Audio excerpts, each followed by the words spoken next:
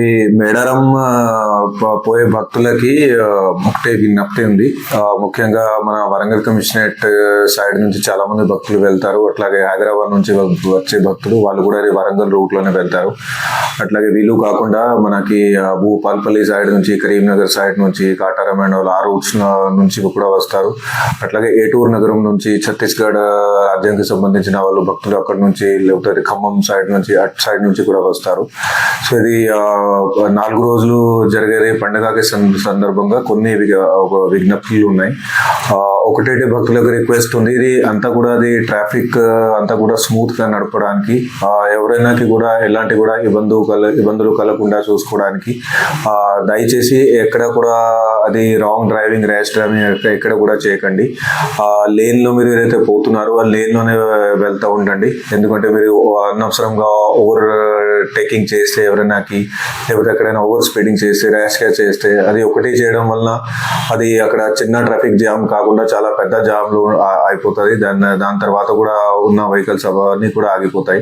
So అది request ఉంది, ఎక్కడైతే ఇది ఎక్కువ అది రద్దీ మీరు రోడ్ల మీద చూస్తుంటారో, సో అప్పుడు ఎలాంటి కూడా ఓవర్ టేకింగ్ కాకుండా మీ లేన్ మెయింటైన్ చేస్తూ, లేన్ డిసిప్లిన్ ఫాలో చేస్తూ అదే లేన్ లోనే వెళ్తూ ఉండండి.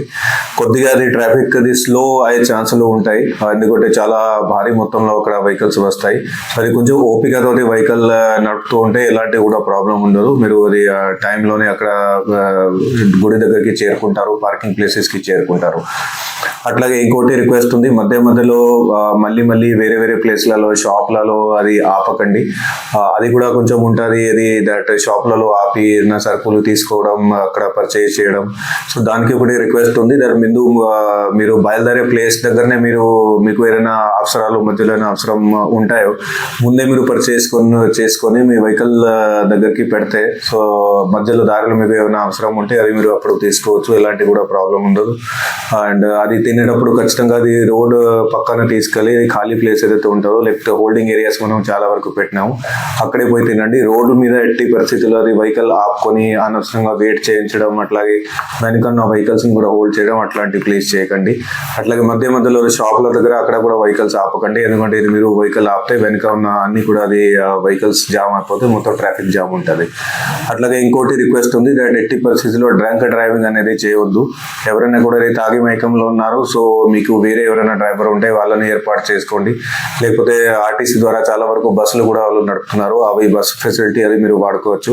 కానీ ఎట్టి పరిస్థితుల్లో డ్రంక్ డ్రైవింగ్ అనేది చేయకండి, ఎందుకంటే మీరు సొంత లైఫ్ కాకుండా ఇంకా కూడా చాలా మంది భక్తులు ఉంటారు, వాళ్ళ లైఫ్ లని కూడా మీరు డేంజర్ లోనే పెడతారు.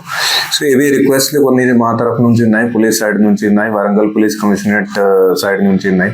అది ఖచ్చితంగా మీరు ఫాలో చేయండి, కోఆపరేట్ చేయండి.